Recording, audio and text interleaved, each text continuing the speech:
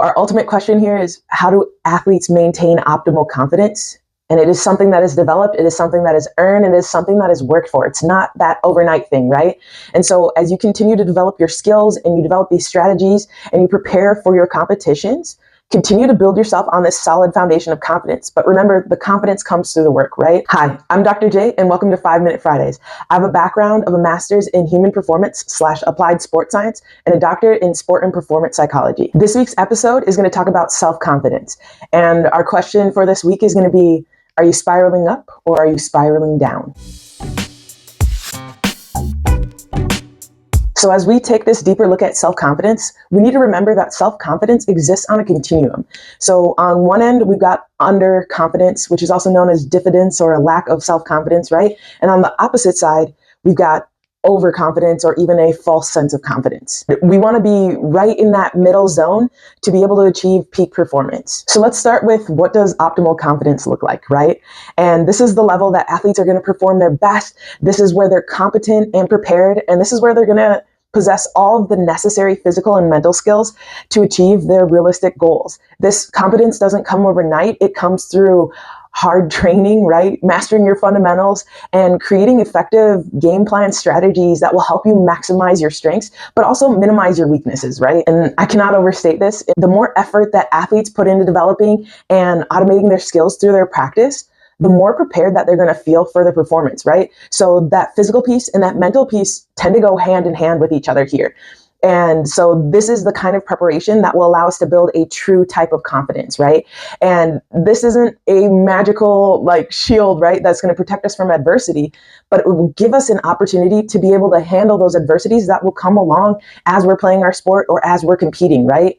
And this gives us the ability to face those challenges head on and create an opportunity to have a solution or to potentially have success. So as we spoke about self-confidence existing on this continuum, we're going to talk about underconfidence or diffidence now, right?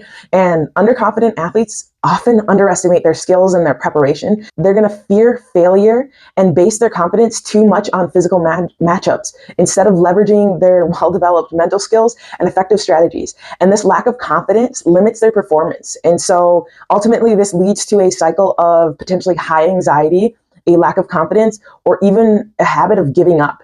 And if you're in this habit or you're in this down spiral, so to speak, you're going to gain momentum in that, and you're going to continually have increasingly poor performances, right? And so then when we look at the flip side of that, right, and we're looking at overconfidence, there's two ways that this can occur, right? So it can be an inflated confidence, right? Or it can be a false confidence. And this inflated confidence isn't because the athletes don't possess the skill, but they overbelieve or they become complacent with the level of skill that they have, right? And that could be from themselves, that could be from external factors where they're thinking that they're better than they are, or they're existing in a space that is not real to the setting or the situation that they're in, right? And whereas our false confidence is going to be that situation where an athlete is trying to overhype themselves, or they're trying to put on a front that doesn't actually exist because they're unsure of their skill. And ultimately, this looks a lot like our underconfident athlete, where they also struggle with a fear of failure. And as athletes, if we're moving forward with this fear of failure, it's going to make us brittle, essentially, and it will allow us to shatter under these high pressure situations.